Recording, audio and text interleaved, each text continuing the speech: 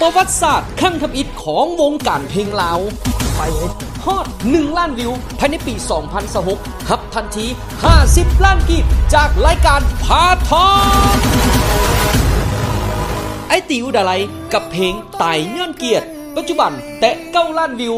บทเพลงถ่ายทอดอารมณ์ที่หัวใจสลายแทงใจคนฟังจนกลายเป็นผลงานหับรางวัล50 ล้านกีบมันมองง่ายพอว่าจะพบคนดีๆหากวันหนึ่งเราต้องแยกไกลขาดกันจิ๊บสารวัตรและน้ำฝนในยุคนี้บ่มีไผบ่ฮู้จัก2คนนี้เอกลักษณ์ที่บ่คือไผเนื้อหาเพลงที่กินใจคนฟังแบบเต็มๆและตอนนี้แตะ2 ล้านวิวรับไป50 ล้านกีบมันก็มีหัวใจคือกันกับอายมีเมียอยู่แล้วก็ให้ฮักเมียMP ฮิตแนวเพลงแรปเปอร์ยุคใหม่ไฟแหงที่มีต้นกำเนิดมาจากความหมักย่อนมีความเสื่อมั่นในตนเองและลงมือเหตุทันทีขนาดคนโสดฟังยังอินแหงและตอนนี้เกือบฮอด2 ล้านวิวรับไปทันที50 ล้านกีบก็ไม่อยากจะตัดออกจะคือวัยวะจะบันทึกความเจ็บไปเป็นอัลบั้มสายใยเฮามันขาดสะบั้นอยากจะย่างโตแต่ว่าขาด3ไอ้น้องอินสอนหมักไม่ล่นบ่ไก่ต้นสืบสานดนตรีลาวจากหุ้นสู่หุ้นแนวเพลงที่มีจังหวะมวลๆกับเนื้อเพลงที่มีเอกลักษณ์เฉพาะสื่อเพลงสุดกวนและตอนนี้1 ล้านกว่าวิวรับไปเลย50 ล้านกีบจากรายการพาทองอ้ายแทงบ่เข้าเจ้าทันบ่ถึกจังว่าก็เลยถึกหาพาทอกรายการที่เว้าแบบโกงไปโกงมาก็คือเฮาฮู้นี่แหละเนาะบ้านเฮาในตลาดมันน้อย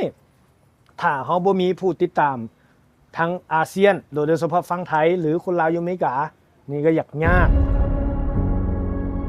เพราะคนลาวเฮา1ตลาดเฮาน้อยคนเฮาเดี๋ยวนี้ได้ยินว่าบ่ฮอด7 ล้านบัดนี้ต้องยอมรับอย่างนึงว่าพวกเฮานี่นะถูกผูกขาดจากตลาดเพลงอาเซียนมานี่นะ30 ปีแล้วเขาถูกปลูกฝังแล้วก็มันติดอยู่ในสมองเขามานี่30 กว่าปีแล้วมันสิมีค่าด้อยอันนึงที่ติดในใจคนฟังคนลาวมาตั้งแต่ดนๆแล้วว่าเพลงลาวเขาบ่มีคุณภาพแต่เดี๋ยวนี้คนลาวเขากลับมาฟังหลายแล้วเขาก็จะก็ซื่นสมว่าเพลงลาวในของหลายๆคนมันมีคุณภาพเทียบเท่ากับอาเซียนเทียบเท่ากับสากลและเป็นอย่างที่ให้เพลงนี้ติดหูและกินใจคนฟังได้ในทริคในด้านนี้มันสิบ่มีสูตรตายตัวแต่ของตัวเองเนาะของอ้ายนี่สิมาเขียนเพลงอย่างที่มันเกิดมาจากความจริงแต่มันต้องเป็นความจริงที่เขาต้องวิเคราะห์ว่ามันจะต้องเกิดกับคนส่วนใหญ่มันจึงสิตลาดได้เป้าหมายเนาะของนักแต่งหรือว่านักร้องก็ซอกคำเว้าที่โดนที่สุดให้มันโดนทั้งใจโดนทั้งหูเนาะคำเว้าจังหวะทำนองให้มันโดนเพลงนี้น่าจะถึกใจหลายๆคนในมุมของคำว่าเพลงเศร้าหลายๆคนคอมเมนต์มาเขาจะบอกว่ามืดมือเฮาสดใสอยู่ดีๆแต่มาฟังเพลงนี้เปลี่ยนคือแบบซึมใช่นะเป็นเพลงคนป่วนนะแต่ว่าบ่สนับสนุนให้ผัวเมียเฮ็ดแบบเนื้อเพลงเฮานะเพราะว่าเฮาแต่งมาเพื่อความบันเทิงซื่อแบบมีซีซั่นหลายแบบจุดเริ่มต้นก่อนมาฮอด1 ล้านวิวเป็นเท่าใดหยอกเมีย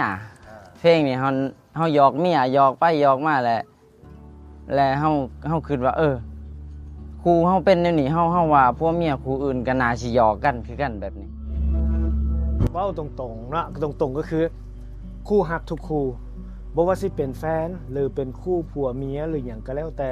ทุกคนน่ะเคยผิดกันเบิดบ่ว่าสิเป็นผิดเรื่องเล็กๆน้อยๆไปหาใหญ่ส่วนใหญ่เฮาคบกันทำอิฐนี่เฮาสิเอาแต่ความดีเข้าหากันเฮายังบ่เห็นอีกด้านนึงของกันและกันก็เอาง่ายๆก็คือสรุปก็คือผิดกับเมียนั่นแหละจนแบบว่าบ่ล้มกันหั่นน่ะพอบ่ล้มกันโดนเติบก็โดนเติบเป็นเดือนพุ่นแหละอยู่คำเว้าคำนึงมันพูดขึ้นมาในหัวก็คือนี่คือมันคือเกียรติคือศักดิ์ศรี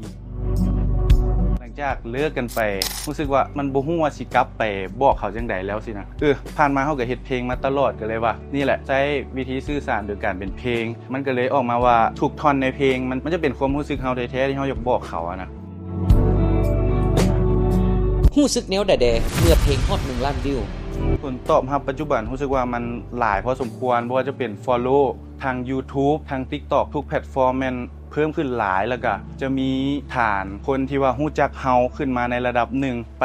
บอนที่ว่าสถานที่ต่างๆเฮาก็จะได้ยินเพลงเฮาโดยที่เฮาบ่ได้ขออันนี้ก็เป็นความรู้สึกหนึ่งที่ว่าเฮาบ่เคยรู้สึก กระแสตอบรับดีใหญ่ดีคนลินไลน์ใน TikTok ลินไลน์แห่ง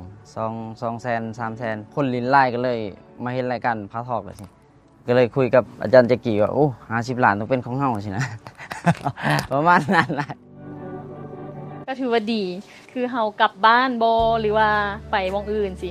ก็มีคนรู้จักอยู่คนรู้จักว่าซั่นซะด้วย โครงการพาท็อกมิวสิกเปิดโอกาสให้ศิลปินลาวแนวใดแน่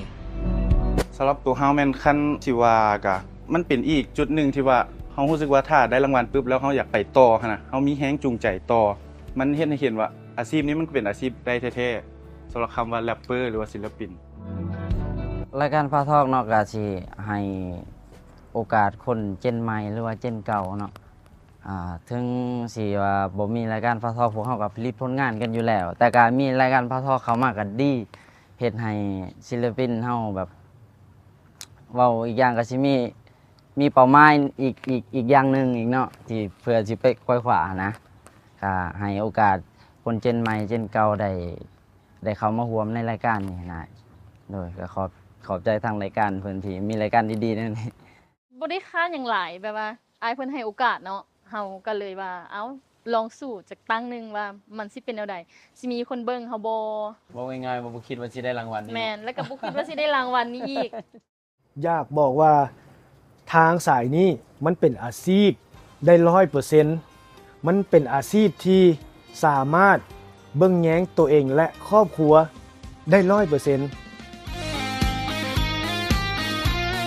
ถ้าคนอื่นอยากเป็นศิลปินคือกันต้องเริ่มจากหยัง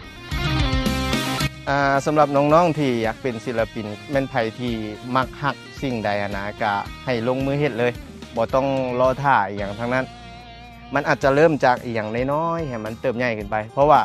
บ่ว่าสิค่อยหรืออยู่สารวัตรหรือว่าคนอื่นก็เฮ็ดแบบนั้นคือกันเริ่มจากการผลักดันตัวเองก่อน สำหรับไผที่ว่าเห็นโครงการนี้แม่นอยากบอกว่าทุกคนสามารถเฮ็ดได้ขอแค่ตั้งใจแล้วก็เชื่อว่ามันจะได้ขอแค่เฮาเชื่อเพราะว่าถ้าเฮาบ่เชื่อตัวเองมันบ่มีไผมาเชื่อเฮาเพราะว่าโครงการเพิ่นแจกแท้แล้วก็รางวัลยังหลาย ถ้าเฮาคิดสิเฮ็ดถ้าเฮามักฮักในสายนี้อย่าลังเลเฮ็ดมันแล้วเฮ็ดให้สุดไปให้ถึงอยากฝากคนลาว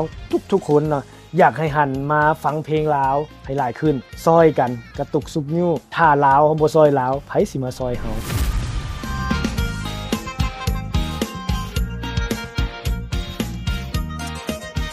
พาทอกรายการที่เว้าแบบโกงไปโกงมา